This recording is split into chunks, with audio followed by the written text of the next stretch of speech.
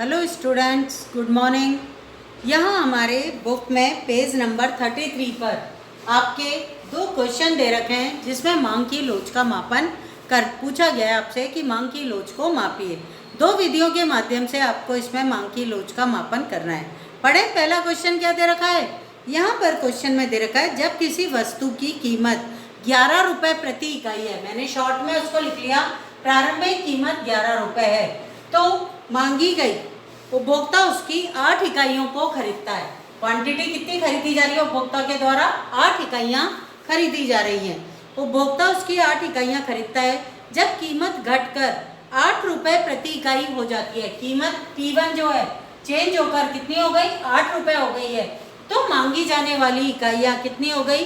11 इकाइयाँ उपभोक्ता के द्वारा खरीदी जाती हैं। कुल खर्च विधि मतलब कुल व्यय विधि की सहायता से मांग की कीमत लोच ज्ञात कीजिए या मांग की लोच ज्ञात कीजिए। बच्चों, आपने 3 मेथड पढ़े थे मांग की लोच के मापन के। यहाँ डायरेक्ट उसने क्लियर पूछा है कुल व्यय विधि की सहायता से मांग की लोच का अध्ययन करना है।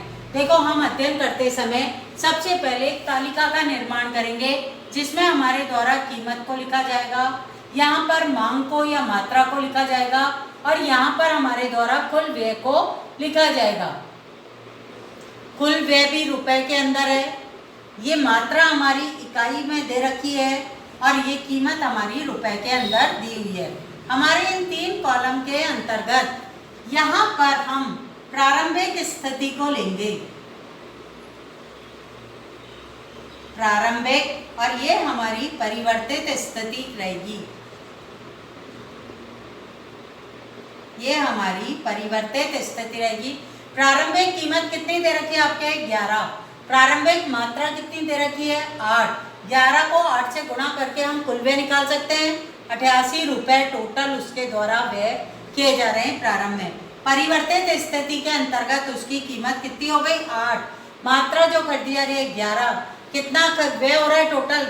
8 × 11 करोगे 88 रुपये ही व्यय कर रहा है। जब भी कीमत में चाहे कमी हो, कीमत में चाहे वृद्धि हो, कुल व्यय यदि समान है तो ईपी क्या होती है? =1 पाई जाती है। एक स्टेटमेंट लिखना पड़ेगा आपको, यहाँ पर कीमत में कमी के परिणाम स्वरूप भी कुल व्यय में कोई परिवर्तन दिखाई नहीं देता है। जब भी ऐसी स्थिति पाई जाती है तो हम ये कह सकते हैं कि यहाँ पर मांग की लोच इकाई के बराबर होती है। ठीक है बच्चों, अब हम दूसरे क्वेश्चन को देखते हैं।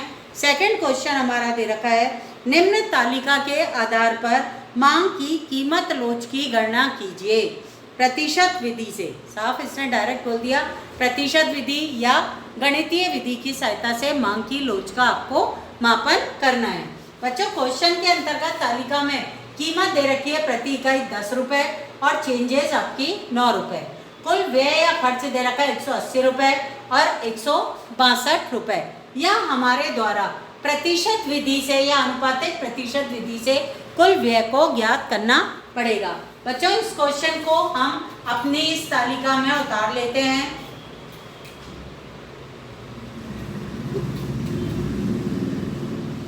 ये जो तालिका दे रखी है ना आपके, इस तालिका को यहाँ पर उतार लेती हूँ मैं। सबसे पहले तो आपके कीमत कितनी दे रखी है? 10 रुपये, और फिर उसके बाद परिवर्तित कितनी दे रखी है? 9 रुपये।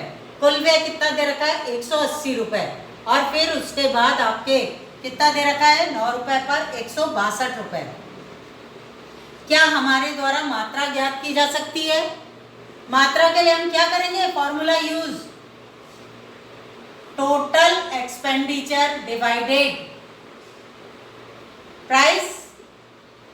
टोटल एक्सपेंडिचर कितना है? 180। कुल व्यय कितना है? 180। 10 का भाग दोगे, कितनी इकाइयां खरीद सकता है वो? 18 इकाई खरीद सकता है। और यहाँ पर 9 रुपए की कीमत पर 162 रुपये खर्च करने का मतलब क्या है? 162 बटा 9 काटोगे, 9 एकम 9, कितने बच गए? 18 इकाई। यहाँ भी उसके द्वारा 18 इकाई ही खरीदी जा रही है। तो ऐसी स्थिति के अंतर्गत क्या हम मांग की लोच का अध्ययन कर सकते हैं? EP इक्वल टू, देखो बच्चों यहाँ पर मैं बता रही हूँ आपको,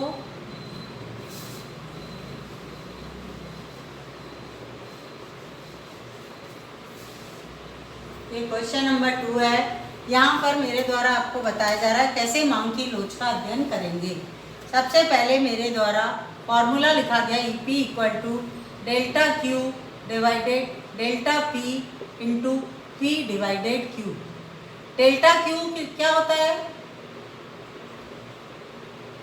Q1 माइनस Q। Q1 कितना दे रखा है? 18, और 18 में से 18 गए, कितने बचे? 0। 18 माइनस 18 0, और डेल्टा P निकालोगे आप तो क्या बचेगा? 10 माइनस 9 इक्वल टू 1, है ना। तो हम फॉर्मूले में पुट कर दें, डेल्टा Q की जगह तो 0 लिखेंगे, डेल्टा P की जगह 1 लिखेंगे। प्रारंभिक कीमत कितनी है? 10 रुपये, और प्रारंभिक मात्रा कितनी है? 18। देखो 1 को काटोगे इससे 10 ही आएगा, 18 को 10, और 10 को इससे गुणा करोगे 0 ही आएगा बटा 18, फिर 18 का भाग दोगे तो EP इक्वल टू 0 आएगा। 18 के अंदर 0 का भाग दोगे आप तो 0 आएगा। मांग की लोच 0 है। क्या है? मांग की लोच यहाँ पर 0 पाई जाती है। कल हमारे द्वारा मांग की लोच के निर्धारक घटकों का अध्ययन किया जाएगा।